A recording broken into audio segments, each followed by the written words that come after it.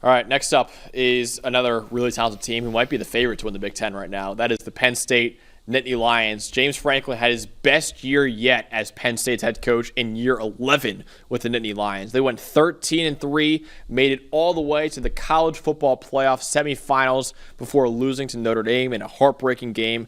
It was Penn State's first top 5 finish under James Franklin, and also the first one for the program in 19 years. Now, of course, they lost 2 absolute superstars and 2 top 15 picks in edge rusher Abdul Carter and tight end Tyler Warren, but the nucleus of last year's team is pretty much still intact. It's really hard to find really any glaring holes on this roster right now, and there's really enough star power for Penn State to compete at the top of the sport and compete for the program's first national title in really 40 years, Dalton, for this team. Absolutely. I mean, you've got a boatload of talent coming back. Again, we've talked about this before, but the first thing you look at is what's coming back. They've got darn near everything, basically, except for Abdul Carter and Tyler Warren.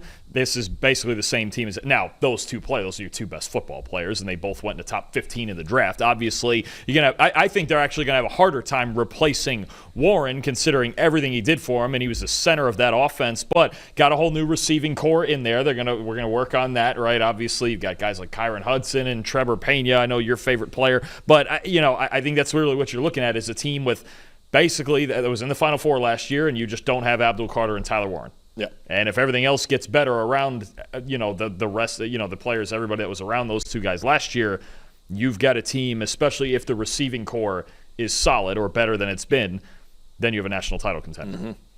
7 Penn State players made the top 10 of our top 10 position units, position rank, I should say, second most of any school in the country. The only position unit ranking where Penn State wasn't at least mentioned in our top 10 or honorable mention was their linebacker unit.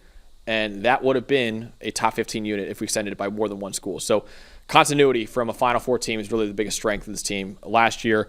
Question mark is, will the transfers at wide receiver finally be the answer for this program? Because it's no secret, wide receiver has held this program back in recent years. In fact, no Penn State wide receiver caught a pass in that semifinal loss to Notre Dame. Not a single wide receiver for Penn State caught a pass in that game. And now you lose easily your top weapon from that receiving core and Tyler Warren now to the Indianapolis Colts.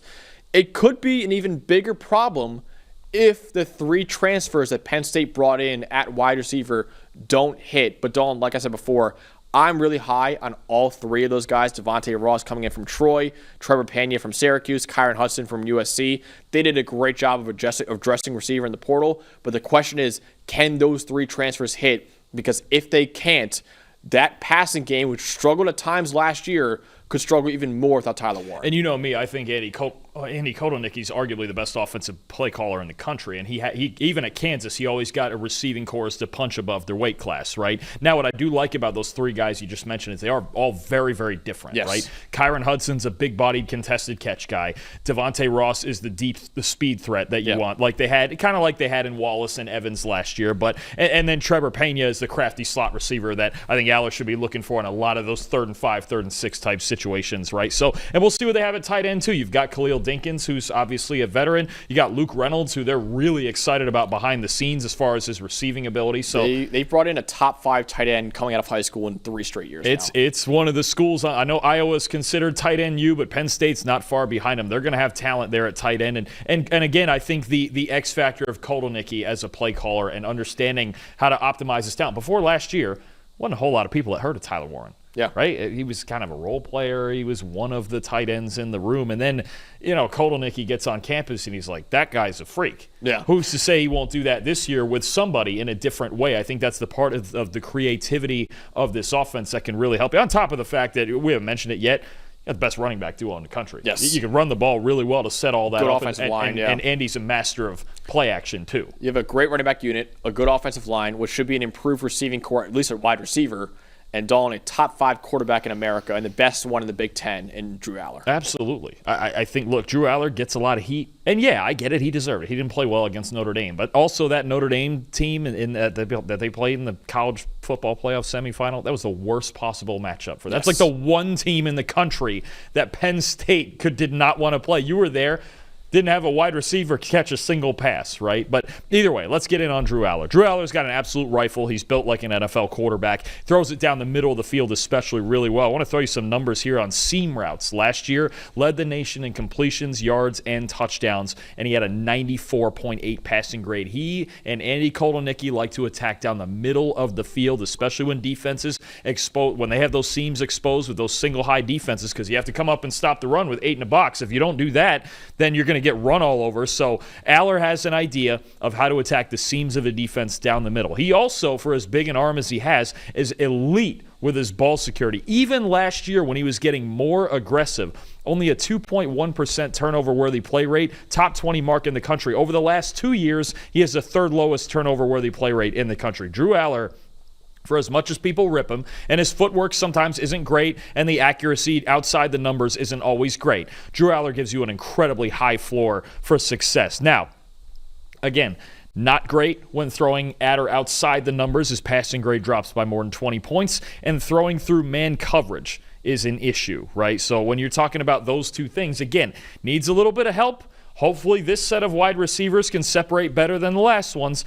If he can do that, and if they do that, then you're talking about maybe even the national title favorite, right? But they have to play better against those teams that are going to play man coverage against them. Notre Dame was the best man coverage team in the country last year, and they still almost found a way to beat him. So Aller, with the 2 years of starting experience, he gives you such a high floor because he doesn't turn the football over, and man, oh man, can he sling the ball down the middle of the field. Absolutely. He's a phenomenal quarterback, and we were trying to tell you guys last year when he was getting a lot of hate for last year, he was not the problem with Penn State's offense, and he proved it this past year. Now he's entering his senior year as, again, one of the top 5 quarterbacks in the country. And also a top 5 running back in the country he has there too, and Nick Singleton, who we're spotlighting right here. Really surprised a lot of people when he returned to school for another year, because he could have been probably a day 2 pick in the 2025 NFL draft if he declared, but he's back for another year. Is now the number 3 running back returning to college football. Over 1,100 rushing yards in 2024 were third among all returning Power 4 backs. 6.4 yards per carry were 8th in the Power 4. Only Jeremiah Love was the most valuable running back in the country last year among returning running backs. Singleton's second on that list, right? So Nick Singleton is a phenomenal player, really dynamic receiver out of the backfield too. 682 receiving yards over the last 2 years, 5th most among all running backs in the country in that span, and the most among returning running backs in the Power 4. 7 receiving touchdowns, tied for the most in the country over the last 2 years. Great size for position at 6'1", 226 pounds, and the speed to house it from anywhere on the field. He's the lightning in the backfield. Kaytron Allen is the thunder in the backfield. And together, I know it's kind of a hot take, but I do think it's the best running back unit in the country entering next year. 2 guys who had over 1,000 yards last year, and 2 guys who do it in different ways. Singleton, again, with the speed, and he's the dynamic receiver between the two, kind of the one-cut zone back, and then Andy Kotelnicki can get into a lot of the gap and power schemes with Kaytron Allen running between the tackles. He's actually, I think Allen, between the two of them, for me, has better vision between the two of them. He just doesn't have the feet that Singleton has, but the fact that they bring in 2 different styles also is fantastic. And 2 of them, I believe, are among the top 10 all-time leading rushers in Penn State history, and I believe both of them are only like 1,000 yards away from the all-time record set by Evan Royster. So both of them could be the 2 all-time leading rushers by Penn State if they have another 1,000 yards. And they're still, no matter what weapons they have, and even Aller at quarterback, they want to run the football. That's the base of their offense. And the ideal scenario in there, and this isn't a knock on Aller by any means, but the ideal scenario in this offense for Kotelnicki is that Aller throws the ball 25 times, maybe 30, and that's why I don't love the Drew Aller Heisman hype right now, because I'm like, I don't know if he's going to have enough opportunity. No, I don't think he would. And nothing against him either. It's not his ability. I wouldn't pick Aller for Heisman because he's not going to throw for 5,000 yards. They don't want to do that. If he has to do that, they're going to have an issue. That's really, they want to run the ball and play Penn State football and do it just while they have a good quarterback. Surface level, I get it, because he's a top 5 quarterback in the country playing for a national title contending team, but that's not the way this offense is designed. At the end of the year, when's the last time a quarterback won a Heisman with I don't know, 24 touchdowns and 4 picks. Yeah. Just not. It's just not. The numbers aren't going to be there for that. I mean, it's great. If you want to bet on it, feel free. But it's just the style of offense. Ideally, he's throwing less than 30 times a game. Absolutely. But who is the star defensive player, Dalton, on this team right now? Well, there's so many guys we can pick, right? I mean, they're loaded at every unit. They've got A.J. Harris. They've got Denai Dennis. So let's talk about an interior pass rusher. And Zane Durant, look, 6'1", about 290 pounds, kind of an undersized defensive tackle, but he makes it happen inside with athleticism, right, and quickness, and he gets into the backfield. He shoots gaps. He's a problem to try to block one-on-one because of his athleticism and his leverage. 14 tackles for loss or no gain last season, most among any defensive tackle in the country. 28 pressures last year, was top 25 in the country. You're just talking about a guy whose quickness is a real problem. It comes from that kind of Kalijah Cansey school of like, look, yeah, I know I'm small. Even Aaron Donald was like this. I know I'm small, but I'm gonna out-athlete you on the inside. I'm gonna use quickness and hand usage in there to make plays, especially shooting gaps and getting to quarterbacks. So I think, we'll see what Jim Knowles does and how creative he gets with this defense. But you remember last year, the most success at Ohio, and he would blitz if he needed to, but it was really a dynamic 4-man rush. Zane Durant from the interior is the biggest problem you're dealing with this Penn State pass rush. Yeah, my number 2 returning D tackle in college football heading into next year. All right, Dalton, win total once again, like Ohio State and Oregon, is set at 10.5 right now. You're taking the over/under for that. And where do you rank this team right now? Are they in the inner circle for national championship contenders? I'm going to take the over because I think they have to. Yeah. I mean, what you're talking about when you're taking this over is take care of business and beat either Oregon or Ohio State. Yeah. They could be good enough to do both. Yeah. Right? I think they are inner circle top 4 or 5 contender for a national title. The wide receiver thing is a huge question, right? That's the number. They're either going to be, it's either the receivers are going to let them down and they're going to be roughly the same as last year, and they'll still probably be a top 8 team in the country, or those 3 receivers make the whole difference and Allard takes another step and they win the whole thing. Yeah. It's going to be one of those 2 things. And I'm for the regular season, I'm taking over 10.5 because it feels like the pressure is on for Allard, for James Franklin, for everybody. I think they have to. And to ask them, okay, hey, win one of those 2 big games, if they don't do that, then they're going to get a lot of heat. And they host, I will say, one of those big 2 games, Oregon at Penn State, night game, whiteout. And they didn't make it big noon. They didn't give Oregon the big noon. They made it a whiteout night game. Listen, I know I'm not trying to sound like a homer here, but I've been a Penn State fan my entire life. Recently, big noon has kind of ruined whiteout a little bit because the whiteout was always the biggest game of the year at home. Big noon, making it the biggest games at noon. It was always, okay, what game could we put at night? And whiteout's been still great, but not as big. Oregon is a whiteout game. Well, and the numbers showed last year, both in the ACC and Big Ten, especially those coast-to-coast trips. Yeah, not easy. Mm-hmm. Not easy at all. The numbers were not great for the road teams in those games, so it's going to be a tough task for Oregon to go in there, especially now in that. And I didn't know that environment. I assumed it was at noon, which still would have been tough because for Oregon it's 9 a.m. But great for us because we could maybe go to that game. Now we can't go to the night game, unfortunately.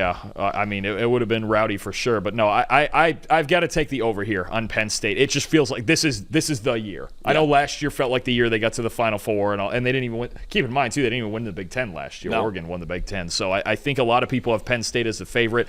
I'm taking this over because it feels like they have to. They need to win the Big Ten at the very least this year and make a real run at it. This is the year. It would be a big disappointment if they went 10-2 this year. I'll say that. Now, of course, if it went 10-2, they'll still make the playoff, and who knows what happens from there. Like Ohio State, honestly, too. But I think this is Penn State. I'm picking Penn State to win the Big Ten this year. I'm picking them to win the Big Ten, and I think this is a great chance Penn State has to win the program's first national title in nearly 40 years. Are you picking Penn State to win the Big Ten this year, too? Are you decided that yet or no? I'm undecided. Okay, we can wait. Because beating Ohio State is such a big hurdle for them. Yeah. Is it 2016 was the last time they did it? Were you at that game? No, I missed it. I had to. That was the Marcus Allen blocked field goal, return for a touchdown by Grant Haley. I missed that game. I'm undecided on this still, and it might take some adjusting in season because beating Ohio State's the big hurdle because I think there's a chance they're going to have to do it at least once, whether it's in Columbus or in Indianapolis. Beat Oregon, too. That's another one. Yeah. And they're going to have to beat probably one of both those teams twice. So at some point, they're going to have to beat them both probably to do it. All right, I'll pick a Penn State to win the Big Ten. Have not disclosed whether or not they're going to win the national title. I'll make that prediction later on this offseason. But Penn State is absolutely in the inner circle of national title contenders going into next year.